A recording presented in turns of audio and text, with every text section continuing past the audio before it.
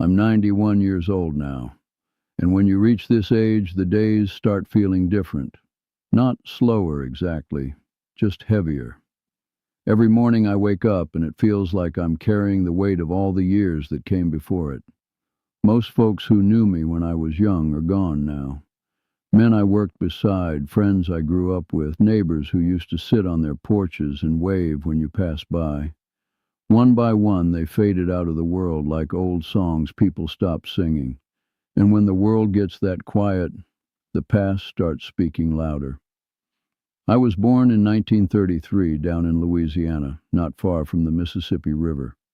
Back then, the river was like a living thing to us. It fed the land, carried the boats, and reminded folks every year that nature don't answer to anybody. I grew up during Jim Crow, when a black boy learned the rules before he even understood them. Colored schools, colored entrances, colored signs nailed to doors like reminders of where you stood in the world. My mama used to tell me, "Son, the world ain't always fair, but you keep your dignity anyway." She believed in quiet strength, church on Sundays, prayer before supper, the kind of faith that came from surviving things people didn't talk about. My daddy worked along the levee most of his life.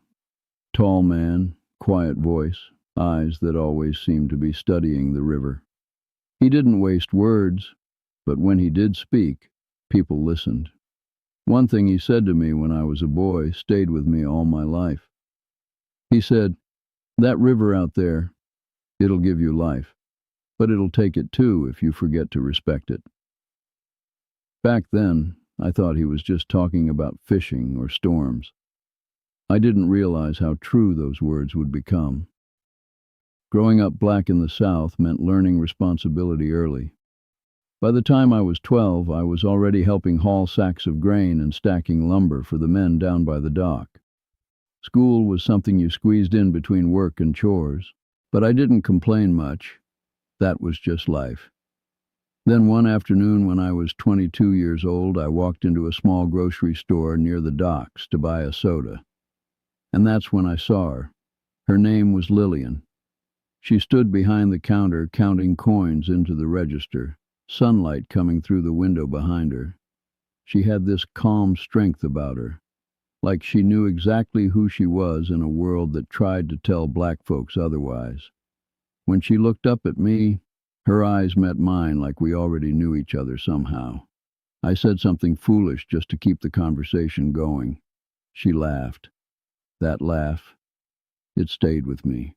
Warm, deep, the kind that made other people want to smile even if they didn't know why. After that day, I started stopping by the store more often. Sometimes to buy things, sometimes just to talk.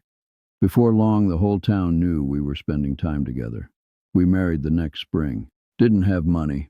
Didn't have fancy clothes or big celebrations. Just a small gathering at church and a dinner afterward with fried chicken and sweet tea. But that day felt bigger than any palace wedding could have been. We moved into a little wooden house near the river road. The floors creaked when you walked and the roof rattled when storms passed through. But that house held warmth.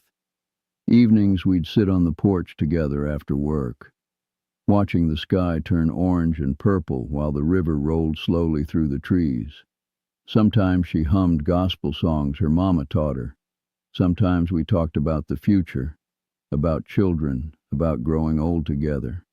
Sometimes we just sat quiet. Those quiet moments were the happiest of my life. Life wasn't easy. Racism didn't disappear just because we worked hard. There were jobs I never got, promotions I never saw, doors that stayed closed no matter how polite I knocked. But we built something together, a small life filled with simple joys. Then came the summer of 1969. The rain started soft at first. 1 day, 2 days, 3.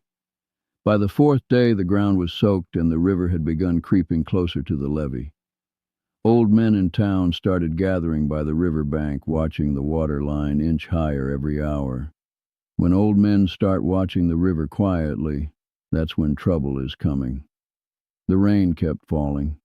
By the sixth day, the river was swollen wider than I had ever seen it, dark water pressing hard against the levee walls. That night we went to bed uneasy. I woke sometime after midnight to the sound of something cracking. Not thunder, not wind, wood. I sat up and saw Lillian standing by the window looking outside. She turned toward me and said, calm as ever, "The river's here." Water had already forced its way through the front door, cold water rushing across the floorboards. Within minutes it was waist deep. We tried to reach higher ground outside the house. I grabbed her hand tight. The current was powerful, pushing through the house like a wild animal. Furniture slammed into walls, boards broke loose, and suddenly the water pulled harder than I expected. I held on to her. I swear I tried, but the river took her, just like that. Her hand slipped from mine, gone into the dark, rushing water. I shouted her name over and over, but the river was louder than any voice. Morning came gray and silent. Rescue boats moved through the flooded streets, pulling survivors from rooftops.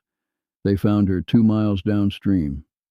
People told me I was lucky to be alive.